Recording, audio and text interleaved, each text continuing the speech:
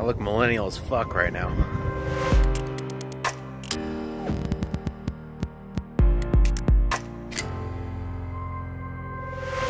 What's that? Millen's starting a vlog? Wait, a vlog? Seriously? That doesn't sound like him. You know what? No, I think you're right. I think he is trying new things. Yeah. Crazy.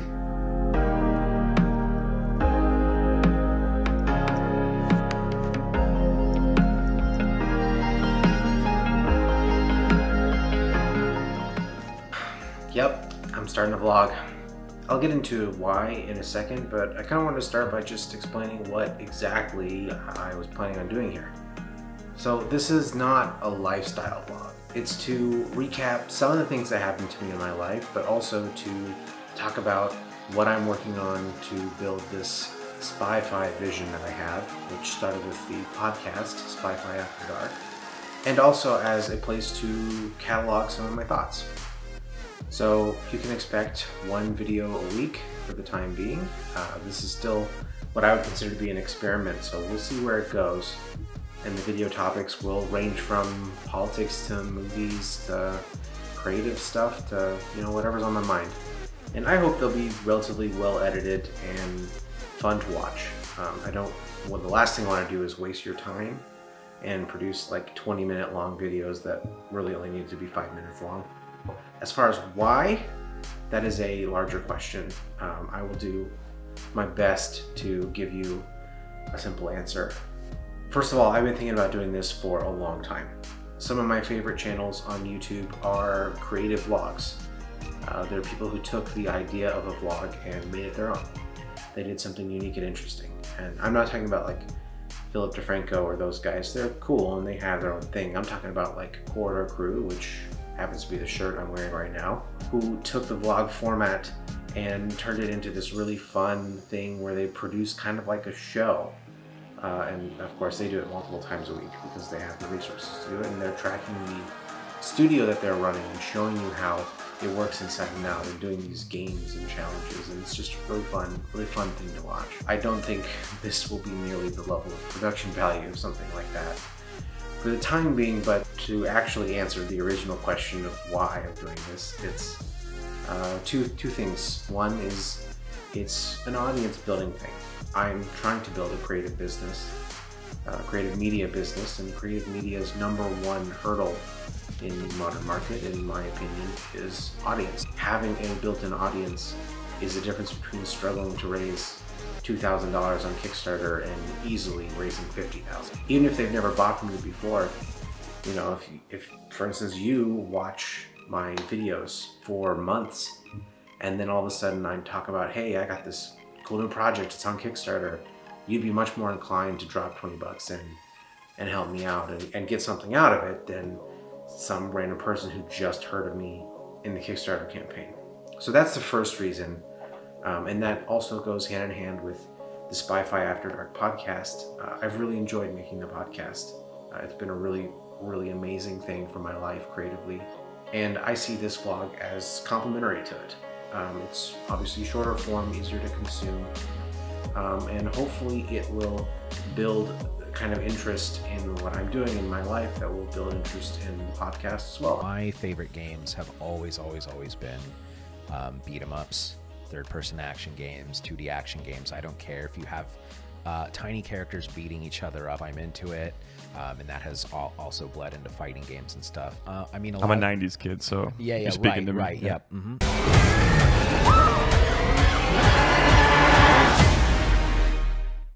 I look millennial as fuck right now. While I just got out of Jumanji, the only thing better than The Rock's impersonation of Danny DeVito is Awkwafina's impersonation of Danny DeVito. I gotta say, this is a phenomenal cast. Great movie. Better than the original, if you can believe it. Crazy, so good. I'll talk about it more when I get back to my place. This next venture is even more challenging. And remember, the future of Jumanji is in your hands. I have one important question. Who is Jumanji? Is that Barbara's boy? We're gonna die. We did die. Are we in hell? I knew it. Oh my God. The other reason I'm doing this is a much more personal one. So I'm recording this in December of 2019. The year is almost over. This is a time for me of greater than usual reflection. I'm a pretty reflective person generally throughout the year, but this is the time of year when it goes to really the next level. 2019 for me was a truly amazing year. It was a year full of personal growth. I made a lot of changes in my life that were really positive. Got a new job that is much better than my last job.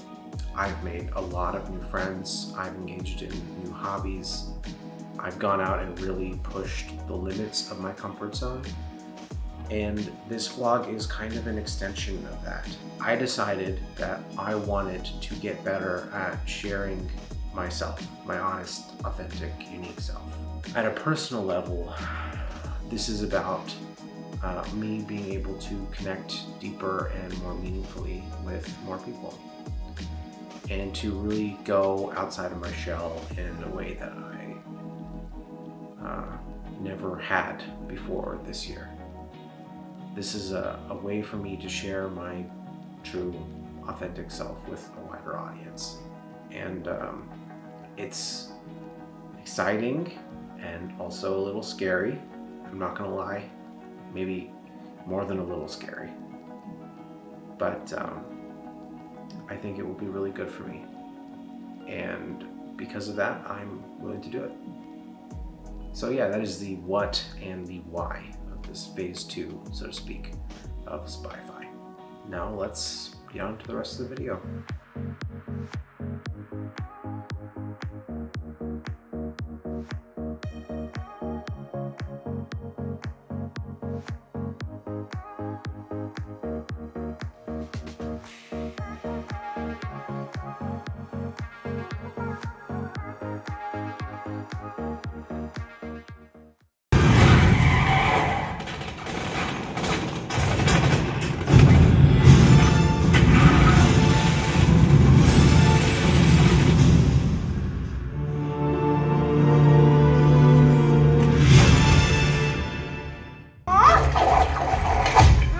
What's your name? Gary, huh? Do you want to be friends?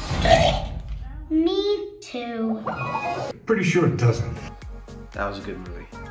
Writing, excellent. Directing, excellent. Visuals, oof. Beautiful, so good. Cat, amazing. She just can't leave me alone. Cast was incredible. They picked the right people. That's some of the most fun I've had going to the movies in a long time. Visually, the movie is stunning. It is just as, it's more beautiful than the first one. And the first movie was really good looking. The way the world acts like a game world is actually a little bit less pronounced this time around. I feel like they really hammered on that in the first Jumanji, where the world very much felt like a game world, and that was a bit that kept running constantly throughout the movie. This time around, they have references to the game world-esque rules, but it's not as frequent, and it's not as consistent of a tone. This movie felt a lot more like a movie than a game in movie format. But that said, it was still really fun. You had all the chemistry of the original cast, plus some really great new additions. I forgot how much I loved from the first movie the title actors, you know, The Rock and Jack Black and Karen Gillan and Kevin Hart. How much I love them playing the kids and sort of impersonating these personalities. In this movie, we get that, but times 11. Now they're impersonating older characters too, which is hilarious. And then they switch bodies, so they actually really play into that side. And that was really fun. This was really fun to watch. I think it's one of the core reasons to see the movie. One of the things that gets people to go when you watch the trailer. So anyways, I don't want to spoil it or anything, but if you have the time to go see a movie in theaters and you're not going to go see Star Wars next weekend, and or you have the time to see this in addition to Star Wars, you should definitely watch it. 9.5 out of 10, excellent movie. I knew I was gonna like it going into it, but I liked it just as much as I thought I was gonna like it, which doesn't always happen. So go see it. Great movie. They see the world, and they don't understand that you have to let these ideas play out in the marketplace of free speech and free ideas. If you don't do that, if you don't let people debate the merits, the pros, the cons, what's wrong, what's right, if you don't do that, then you don't get real discourse. If you don't get real discourse. So it's Sunday.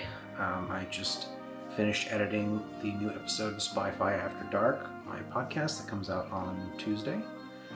And I actually wanted to talk about something that happened to be a couple days ago. I didn't have a chance to talk about it at the time, but on Friday I was on a donor conference call for with the Yang 2020 campaign staff. They sent me an email afterwards and it included my total donated so far. I haven't really been keeping track. I just have a monthly recurring thing going, and I bought some merch and stuff and done a few extra ones.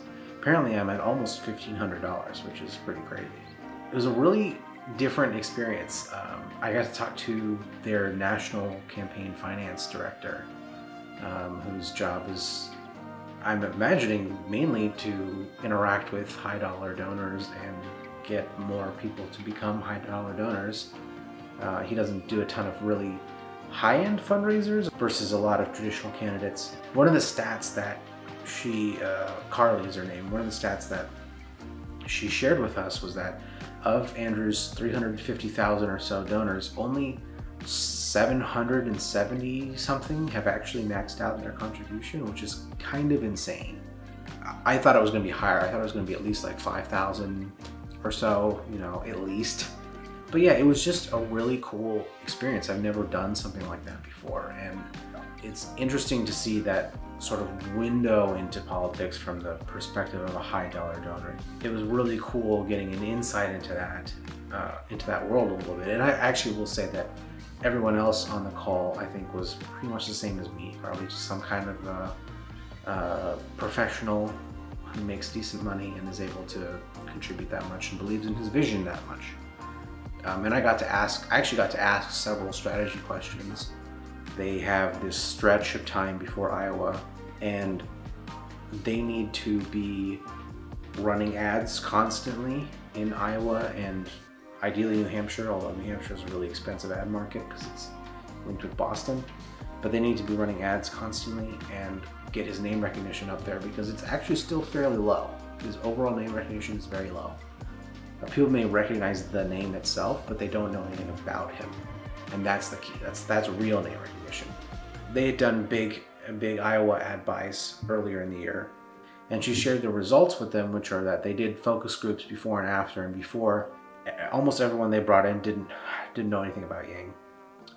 And then after they ran the ads, they were in a new focus group with new people, and all the people they brought in, not all, but a lot of them had actually now heard of him and knew stuff about them, and they were parroting the stuff they heard in the ad, which means that the ad was actually effective. So anyways, they're going to keep doing that. They have a lot of stuff to share, and they need to get in front of a lot of those voters to get them to learn about Andrew. And they also shared that their general goal when it comes to Iowa and New Hampshire is to, as she put it, outperform expectations, because they're trying to build a narrative around he did way better than people thought. And that gives him the kind of underdog sort of story that Americans just love and gobble up all day long, and might actually lead to him winning.